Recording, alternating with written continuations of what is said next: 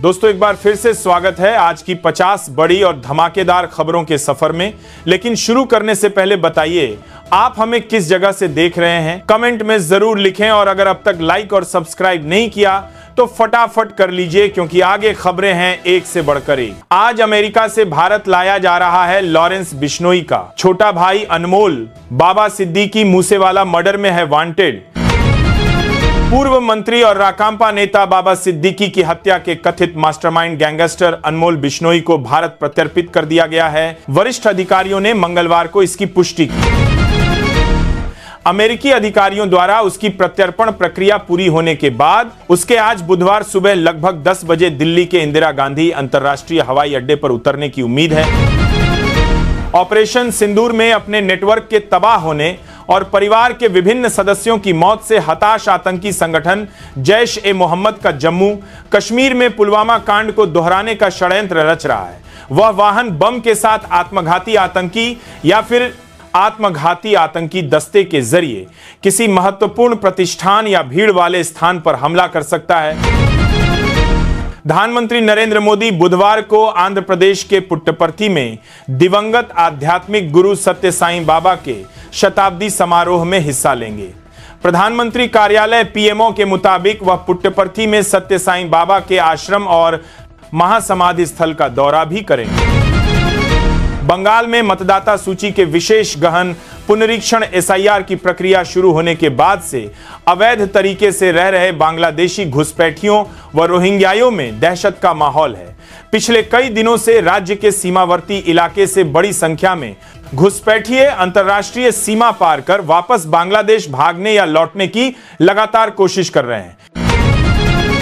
विदेश मंत्री एस जयशंकर ने मंगलवार को क्रेमलिन में रूसी राष्ट्रपति व्लादिमीर पुतिन से मुलाकात की और उन्हें आगामी वार्षिक भारत रूस शिखर सम्मेलन की तैयारियों से अवगत कराया। सरकारी समाचार एजेंसी टीएसएस के अनुसार पुतिन ने क्रेमलिन स्थित सीनेट पैलेस के प्रतिनिधि कार्यालय में जयशंकर से हाथ मिलाया और उनका स्वागत किया। प्रधानमंत्री नरेंद्र मोदी ने मंगलवार को रूसी राष्ट्रपति व्लादिमीर पुतिन के सहयोगी निकोल पेत्रुशेव से मुलाकात की। उन्होंने निकोल से कहा कि वह भारत में रूस के राष्ट्रपति व्लादिमीर पुतिन की मेजबानी करने के लिए उत्सुक हैं।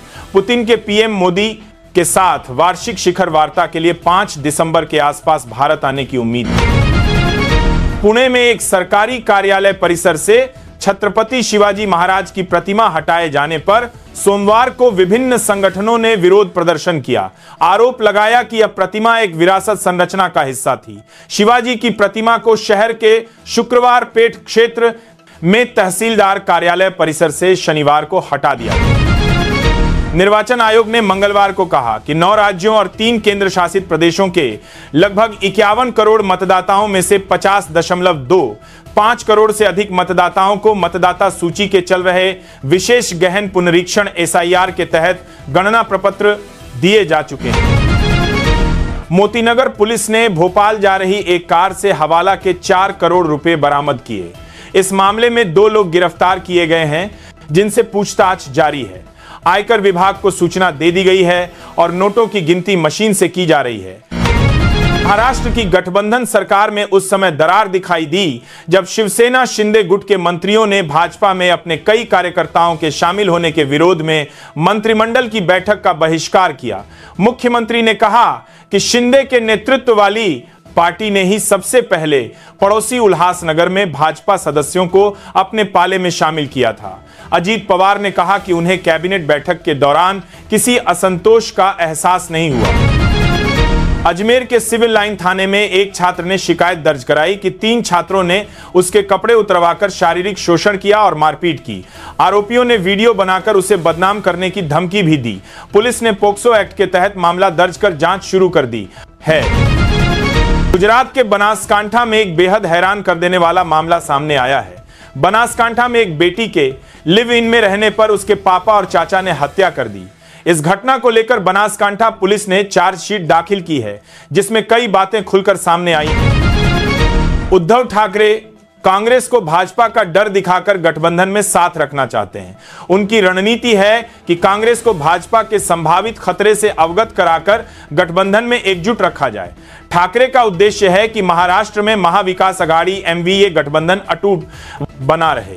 वे कांग्रेस को यह समझाना चाहते हैं कि भाजपा से मिलकर मुकाबला करने में ही उनकी भलाई है। सूचना एवं प्रसारण मंत्रालय ने निजी टीवी चैनलों को गैरकानूनी गतिविधियों को बढ़ावा देने वाले दृश्यों के प्रसारण के खिलाफ एडवाइजरी जारी की है।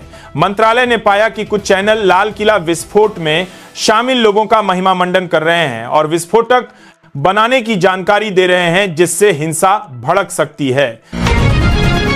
केरल में वायनाड साइबर पुलिस ने अलपुझा जिले से एक युवक को जनरेटेड भ्रामक वीडियो बनाने के आरोप में गिरफ्तार किया है। वीडियो में एक महिला और बच्चे को जिपलाइन दुर्घटना में दिखाया गया था, जिससे दहशत फैल गई। ट्रंप ने सोमवार को कहा कि वह सऊदी अरब को F-35 लड़ाकू विमानों की बिक्री को मंजूरी देने की योजना बना रहे हैं।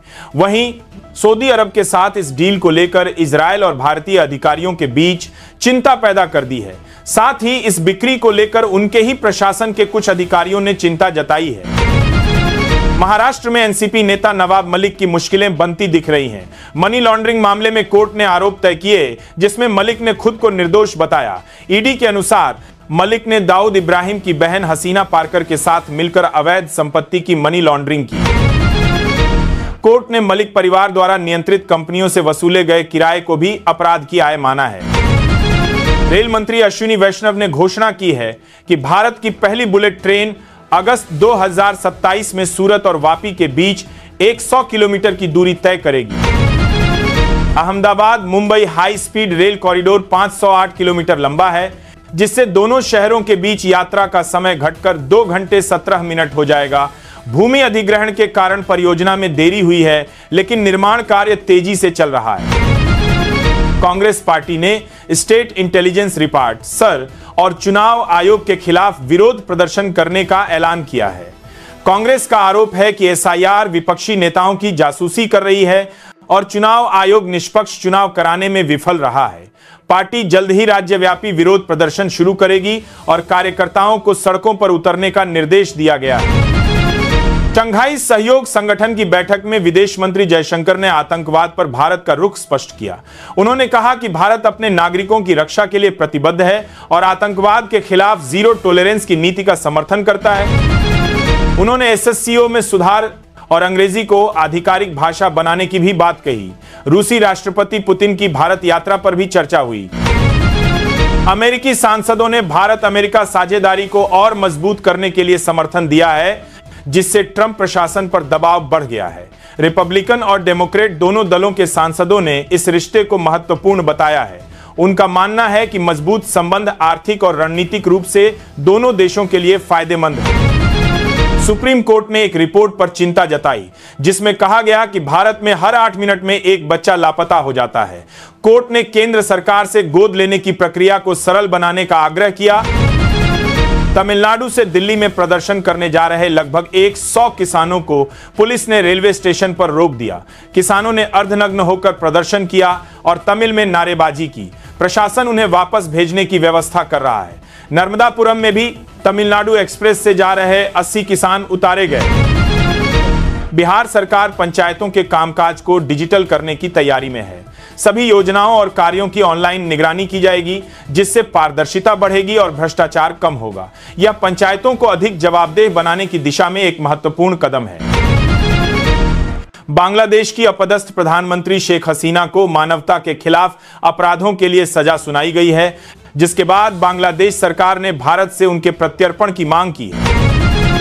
भारत ने इस मामले पर प्रतिक्रिया देते हुए कहा है कि वह बांग्लादेश में शांति और लोकतंत्र बनाए रखने के लिए सभी पक्षों के साथ बातचीत करेगा, लेकिन प्रत्यर्पण पर कोई सीधी टिप्पणी नहीं की है।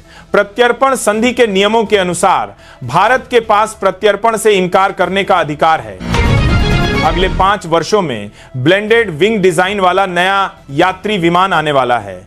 यह विमान ईंधन की खपत को आधा कर देगा और शोर भी कम करेगा। यह तकनीक पहले सैन्य विमानों में इस्तेमाल होती थी। अमेरिकी कंपनी जेट0 इसे बना रही है। महाराष्ट्र के ठाणे में 8 लोगों ने एक युवक को तलवार और दरांती से बेरहमी से पीटा। यह घटना सीसीटीवी में कैद हो गई, जिसमें हमलावर उसे एक दुकान में लगभग 2 मिनट तक मारते दिख रहे हैं। पीड़ित गंभीर रूप से घायल है, उसे अस्पताल में भर्ती किया गया है। पुलिस ने मामला दर्ज कर लिया है और हमलावरों की तलाश कर रही है। बेंगलुरु मेट्रो को 14 नवंबर की रात एक ईमेल के जरिए बम से उड़ाने की धमकी मिली। एक युवक ने अपनी पूर्व पत्नी को मानसिक रूप से परेशान किए जाने का आरोप लगाते हुए मेट्रो स्टेशन को उड़ाने की चेतावनी दी थी। Bengaluru metro rail corporation limited BMR सेले ने पुलिस में शिकायत दर्ज कराई है और पुलिस आरोपी की तलाश कर रही है। ढाका की अदालत ने बांग्लादेश की पूर्व प्रधानमंत्री शेख हसीना को अनुपस्थिति में मौत की सजा सुनाई, जिस पर शशि थरूर ने चिंता जताई। हसीना ने फैसले को पक्षपातपूर्ण बताया और अंतरिम सरकार को आरोपों को अंतर्राष्ट्रीय अपराध न्यायालय में ले जाने की चुनौती दी। उन्होंने कहा कि यह सजा एक अवैध सरकार ने सुनाई है और अवामी लीग को खत्म करने की साजिश है। उत्तर भारत भीषण ठंड और शीतलहर की चपेट में है, जबकि दक्षिण भारत में बारिश का सिलसिला जारी है। दिल्ली NCR में शीतलहर का प्रकोप रहेगा और तापमान में गिरावट आएगी। उत्तर प्रदेश के ज्यादातर जिलों में शीतलहर चल रही है और बिहार में भी तापमान तेजी से गिरने की संभावना है। पहाड़ी इलाकों में बर्फबारी जारी रहने से तापमान में गिरावट आएगी।